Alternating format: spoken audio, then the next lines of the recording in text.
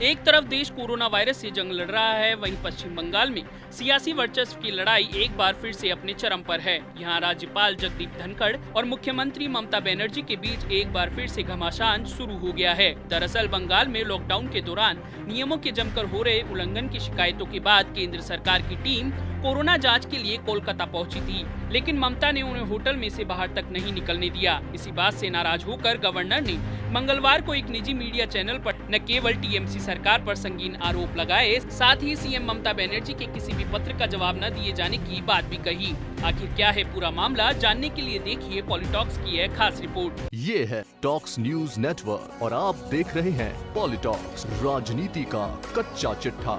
हुआ कुछ यूं कि लॉकडाउन 2.0 से पहले प्रधानमंत्री नरेंद्र मोदी के साथ हुई मुख्यमंत्रियों की बैठक के बाद कई सरकारों ने राज्य में 30 अप्रैल तक लॉकडाउन बढ़ा दिया था। लॉकडाउन बढ़ाने वाले राज्यों में बंगाल भी था। इसी बीच केंद्रीय गृह मंत्रालय ने पश्चिम बंगाल सरकार को लॉकडाउन में ढिलाई को लेकर फटकार लगाई थी। शिकायत मिली थी कि राज्य में लॉकडाउन के नियमों का जमकर उल्लंघन हो रहा है। कई मछली बाजार सजा है तो सोशल डिस्टेंसिंग की धज्जियां उड़ाई जा रही हैं। इसी के साथ धार्मिक आयोजनों के लिए छूट देने के आरोप भी लगाए गए थे। बता दें, सरकार पर कोरोना संक्रमित मरीजों के आंकड़े छुपाने के भी आरोप पश्चिम बंगाल डॉक्टर्स एसोसिएशन और बीजेपी ने लगाए थे। वही केंद्रीय मंत्री बाबुल सुप्रियो ने फूल मंडी, पान और मिठाई पर भीड़ को लेकर राज्य सरकार को घेरते हुए आरोप लगाया था कि ममता दीदी तबलीगी जमात से जुड़े लोगों की जांच नहीं करा रही है। उस समय तक बंगाल में कोरोना के 116 केस सामने आए थे। इस मामले पर केंद्रीय गृह मंत्रालय ने एक रिपोर्ट में कहा कि यह भी सामने आया है कि पुलिस धार्मिक कार्यक्रमों की इजाजत देती रही है। मुफ्त राशन संस्थागत आपूर्ति प्रणाली के माध्यम से नहीं बांटे जा रहे, बल्कि नेताओं द्वारा बांटे जा रहे हैं। हो सकता है इसकी वजह से कोविड-19 संक्रमण बढ़ा हो। गृह मंत्रालय के एक आंतरिक आकलन में यह भी कहा गया कि बंगाल में कोरोना वायरस से होने वाली मौतों की संख्या बताई गई संख्या से अधिक होने का अनुमान है। इसमें दावा किया गया कि मौत के कारण के बारे में गलत जानकारी इसकी वजह हो सकती है। ऐसे में केंद्र सरकार ने कोरोना वायरस लॉकडाउन के कथित उल्लंघन की जमीनी हकीकत जानने के लिए कुछ राज्यों में विशेष टीमें भेजी, जिसमें बंगाल भी शामिल है। केंद्र की IMCT inter ministerial central team सोमवार को ही बंगाल पहुंच गई थी, लेकिन टीम को मंगलवार को कोरोना संक्रमण के जोखिम वाले क्षेत्रों का दौरा करने से रोक दिया गया। टीम के एक सदस्य के अनुसार उन्हें होटल से बाहर जाने की अनुमति नहीं दी गई। टीम की अगुवाई कर रहे रक्षा मंत्रालय के एक वरिष्ठ अधिकारी अपूर्व चंद्रा ने कहा कि हमने लिखित में बताया था कि हम कुछ जगह का आज दौरा कर सकते हैं, लेकिन आज हमें सूचित किया गया कि कुछ दिक्कतें हैं और हम बाहर नहीं जा सकते। ममता सरकार के इस रवैये पर एक निजी चैनल से बातचीत करते हुए राज्यपाल जगदीप धनखड़ ने ममता सरकार पर संगीन आरोप लगाते हुए कहा कि आज तक ममता बनर्जी ने उनके किसी भी पत्र का जवाब तक नहीं दिया। गवर्नर ने आरोप लगाया कि अभी तक मुझे राज्य सरकार की ओर से कोरोना पर कोई रिपोर्ट नहीं दी गई। उन्होंने ममता सरकार को सकारात्मक रुख अपनाने की नसीहत देते हुए कहा कि सबसे पहले 22 मार्च को ममता जी ने कहा कि किट नहीं है। मैंने केंद्र से बात की, लिखित में पता चला कि ऐसा नहीं है।